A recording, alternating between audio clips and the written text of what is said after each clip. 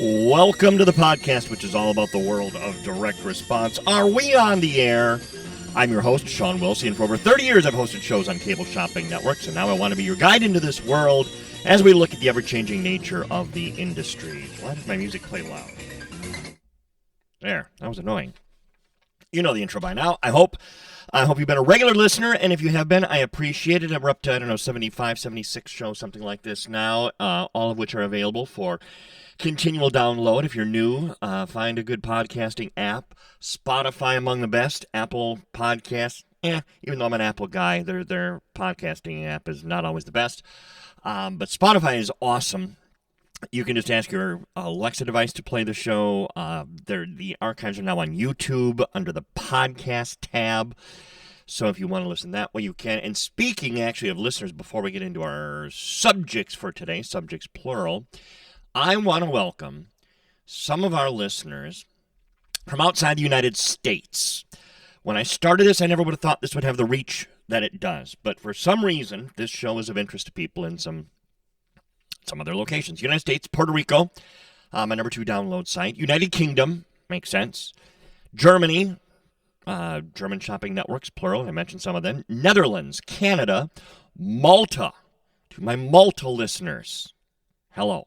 Jamaica, Australia, India, Jamaica, I mentioned that one. Latvia, Colombia, Mexico, Italy, Hungary, and Ireland.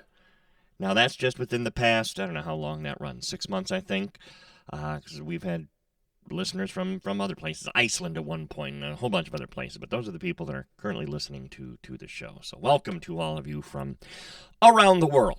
I come to you from Texas in the United States, home of a cable shopping network called ShopHQ. Our topic today, however, actually 2 things. We'll get back to our series on the history of the networks. I continue to upload shows to YouTube, historic old archives of TV shopping networks. Just put up one from a network called ShopUS. If you have any information at all on it, please leave a comment on the YouTube page, because I'm the first to admit I don't know a damn thing about that network. I had forgotten about it until I digitized that video that just happened to be on a tape of I think I was doing some CDN off of that tape, and lo and behold, there's this 3 minutes of ShopUS. I had forgotten that I ever even had that recorded for 35 years or whatever it's been. So if you know anything about it, because my research has turned up nothing. Now, one network who has more and more clips going up, and I will hopefully have a clip of a QVC 50 and 50 tour from Minneapolis in the coming days, is QVC, and I haven't done an update on their situation in a moment, and so I thought it's a good time to just pause and let's look at QVC and HSN and what's going on over there, and then also a little bit on ShopHQ, not a lot, but a little bit on them, so we can just kind of talk about what is the current status of things, because QVC released their latest, these would be the first quarter numbers on May 8th, and once again, results that are not maybe, well, not maybe, I don't think there's anything maybe about it, certainly not where they wanted them to be, because we see a trend now for yet another quarter. I think this is, 8, 9, 10 in a row, whatever it is, of declining customer numbers. Now, I love when they do these conference calls, because inevitably the CEO and the CFO and some chairman and vice presidents, they'll all get on the phone with investors and they'll do a conference call, and they put a good spin on things. And I give them credit for doing that. This Project Alpha that they started a couple years ago, they say it's still on track. Oh, we're doing great things with Project Alpha. Oh, it's fantastic. Oh, we couldn't be happier. Yeah, your customer count is down again. That can't be good. Sales are down again. That can't be good. How do they survive? Well, they're making more money off of the sales that they are getting because they've raised their margins, meaning their prices have gone up. And which, by the way, and again, I'm not going to get political here, but a lot of inflation is places just raising their prices. You're spending $8 for a 12-pack of Coke these days was $4 before the pandemic. They at first blamed it on the price of aluminum has gone up. Well, guess what? Not that much. But anyway, so, they're blaming some of this, or not blaming, but they're crediting some of their revenue that they did make again, they still lost money overall on prices have gone up, and they're shipping. They're making more money off shipping. As I've tried to instill many times, and anyone listening to this, shipping is a revenue generator for these networks. Now, are there cases where they're eating shipping costs to boost sales? Absolutely. 100%. But by and large, shipping is a revenue generator. So it does no good to write the networks and complain, because they're making money off of it in the end, and so they're happy with that. But as I was saying, they have declined. Let me get a different tab up here. With their customer count has gone down again. Now, why is this concerning? Because you can't continue to bleed customers in the way that you have. In the past year, from March this year to March 23, they lost 500,000 customers, from like 8.5 to 8 million. That is a big drop. So the viewership is down. By the way, speaking of things they haven't mentioned, 8th conference call in a row, no mention that, oh, did you know we've made a movie? We've made 2 movies. Does anyone care? Yeah, no one cares. I love, too, when they get to the part of the conference call when the investors are allowed to ask questions. No one has ever said, why are you guys making movies? How is that generating revenue? It's not, is the answer. But they do continue to discuss streaming, and I'm getting ahead of myself, so let me pin that for a second, and we will get back to that. Now, revenue. How did revenue do? I mentioned that it was down. And they break it down by category, and this I do find interesting. Home is down 7%, electronics 2%, apparel 4%, beauty 3%. Here are the increases. 5% increase in accessories and 4% increase in jewelry. I have been in this industry long enough. I have seen this pendulum swing 50 times. Jewelry sales start to go up a little bit. All of a sudden, everybody becomes a jewelry network. And then a few years later, all the women watching the show say, yeah, you know what? I've got enough jewelry. I don't need any more jewelry. So the jewelry sales drop, and all the networks pretend like, no, we don't sell jewelry. We sell something for everyone. So the pendulum swinging that way again. So you can probably start to expect to see more jewelry. And again, not a bad thing, but it's not going to bring in new customers. It's a fact of the industry. Jewelry does not bring in new customers.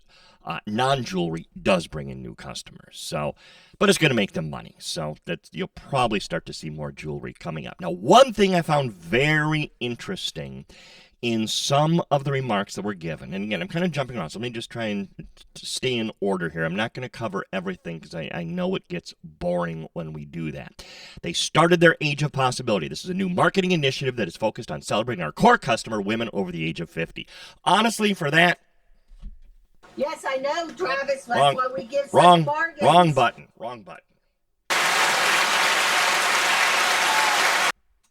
I do applaud that. That is smart.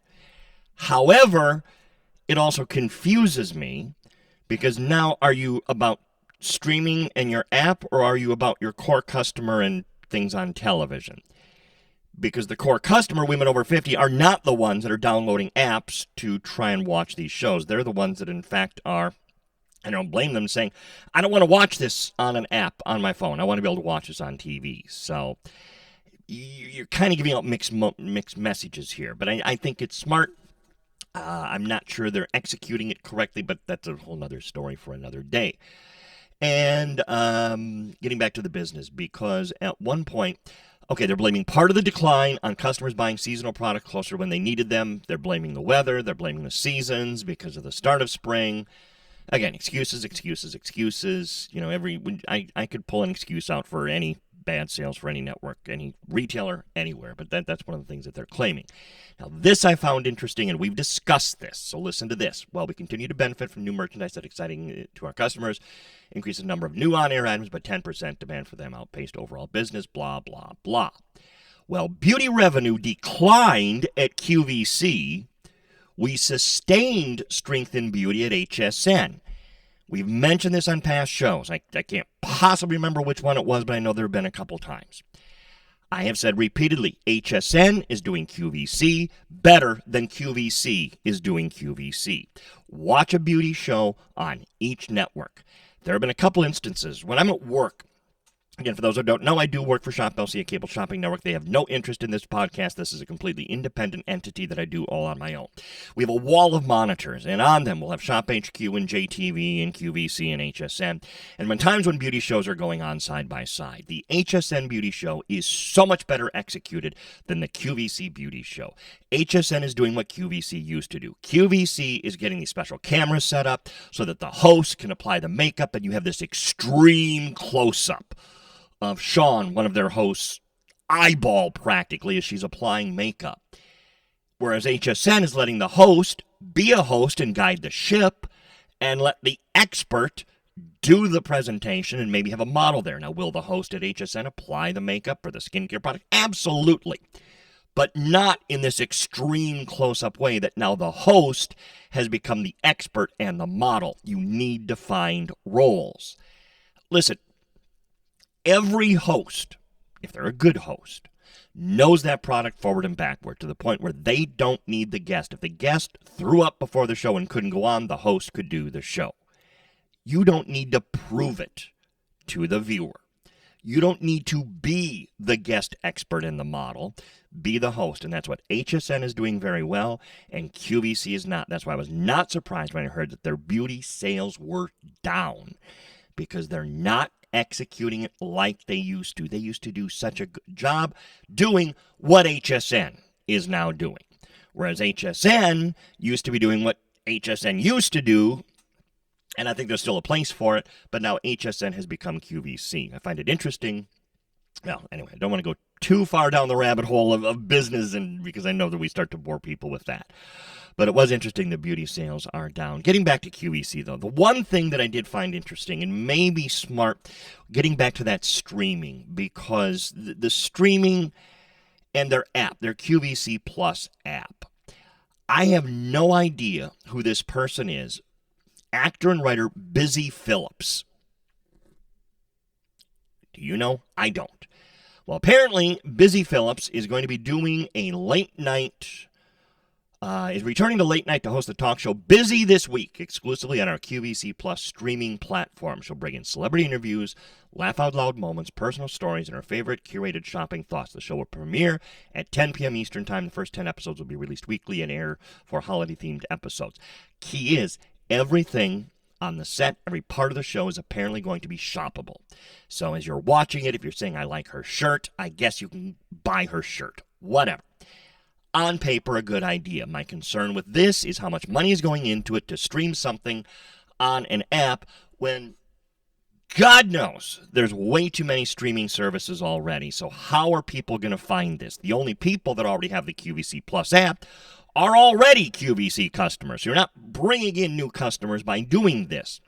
If you were launching this on Hulu or Peacock or one of those, I don't see Netflix picking it up, maybe you might be onto something. As it is, there's already talk of consolidation in all of these apps. Fox is now Hulu and Tubi. I can't even, or Disney Plus, whatever.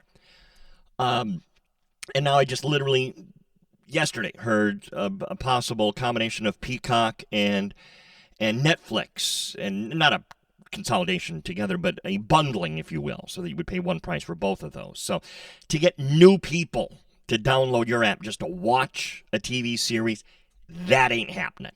So I wish them luck with it, but I think it's a lot of just wasted energy. I think a lot of the energy that they're putting into these app-only shows, since you're only catering to your existing customer anyways, to buy product that you're already selling anyways, probably better used just getting back to your women over 50 and doing the shows that you're doing so well.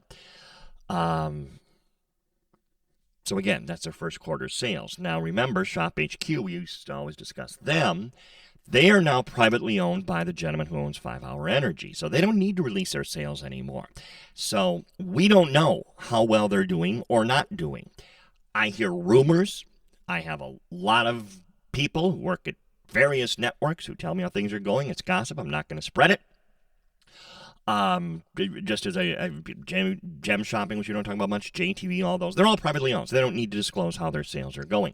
I will say a couple things about ShopHQ, just because I can, the context this is going to be. Someone had posted on my one of my shows about the great spokespeople, and I mentioned Anthony Sullivan. They said Anthony Sullivan was on ShopHQ with a new product, and had I seen it, and I had not. So, and again, thank you anytime you point out these things to me, because I can't possibly watch every minute of every day of all the networks. So I went online, watched a little bit, learned, and saw it was a CBD-based product. Because the person who made this comment said I'm a little concerned about some of the claims that he makes. And listen, I could do an hour straight right now just talking about claims being made on products, beauty, healthcare, and otherwise, and the dangers involved in. CBD is the Wild West right now. CBD has had no governmental sort of regulation. There is, I don't want to say there's no limit to the claims you can make for reasons I'll get into in a second here. But there are just now some studies starting to be done. And the studies, these are scientific studies that are being done, are not very favorable towards CBD providing pain relief. Some have actually said that they could be dangerous. Now, the studies, because you always have to take studies with a grain of salt. Who's doing the study? Do they have ulterior motives? I mean, there's just 50 million reasons why you could do a study and skew it one way or another. The one that I found was from the journal... Let me find this now. What was their name?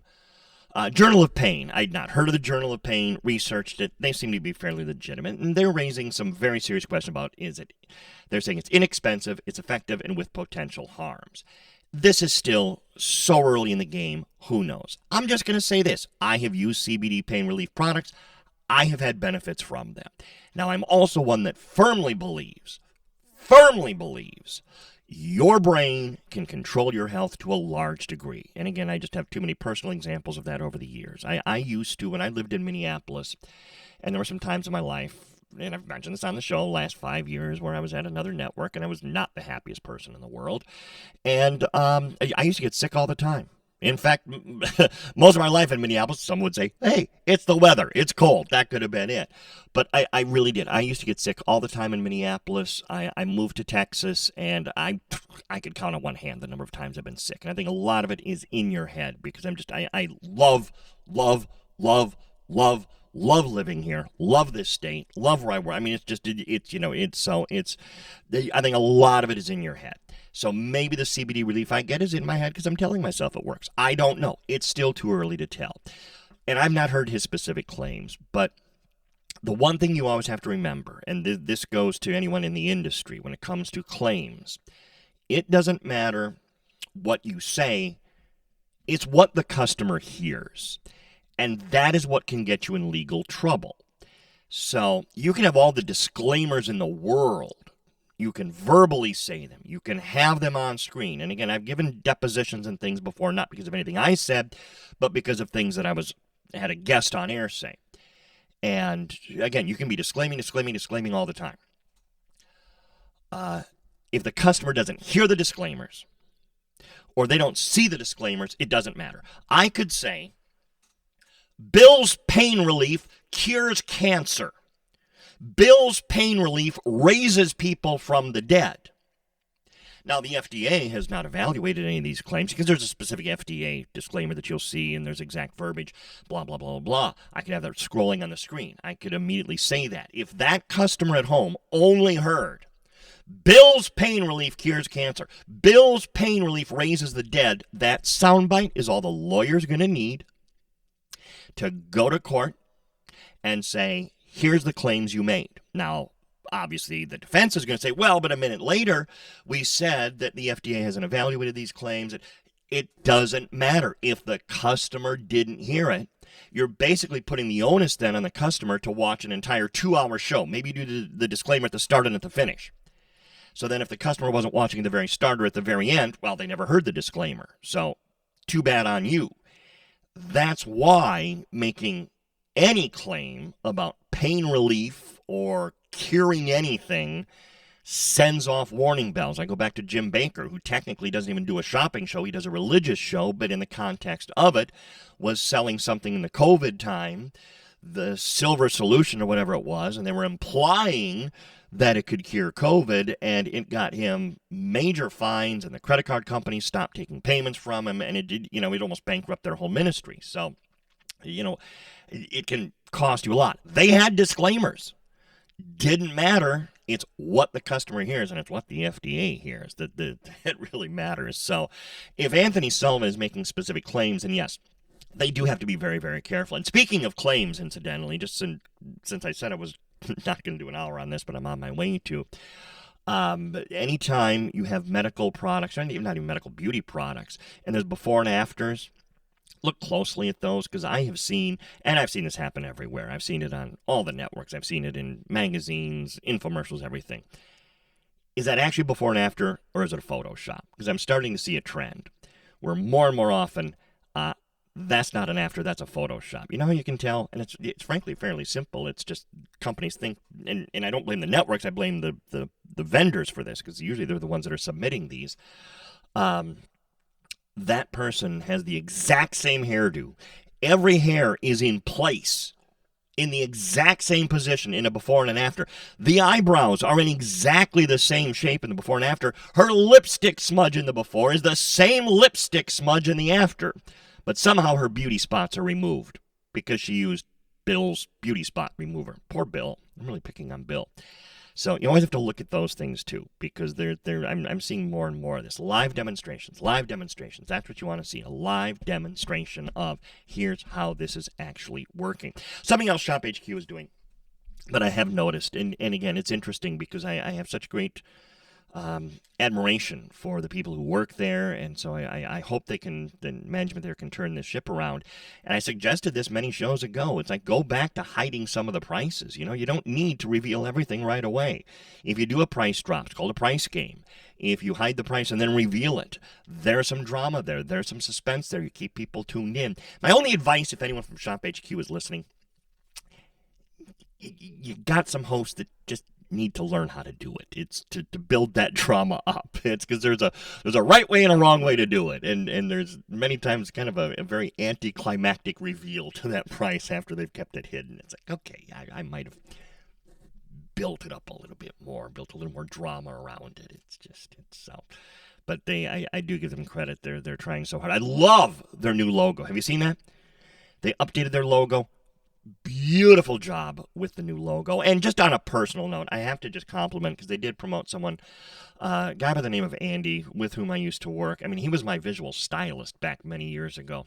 My visual stylist, there's something about me. It must be me. My visual stylists are always bound for greatness. The visual stylists are the people who set up the products. This guy, Andy, he's now up in management in the corporate level of things.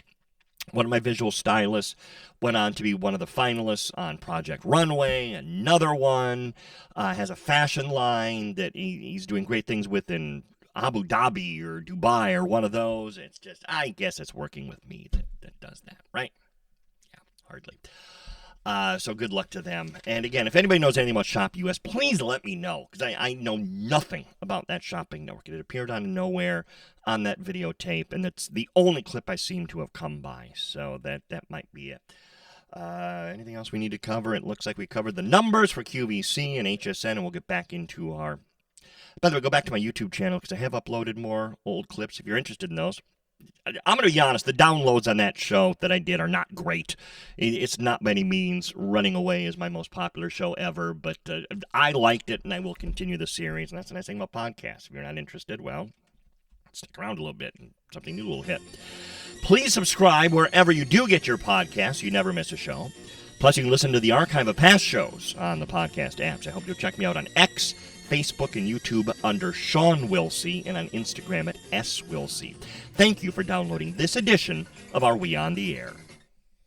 Yes, I know, Travis. That's why we give such bargains. Copyright 2004, King Bobby Productions, all rights reserved.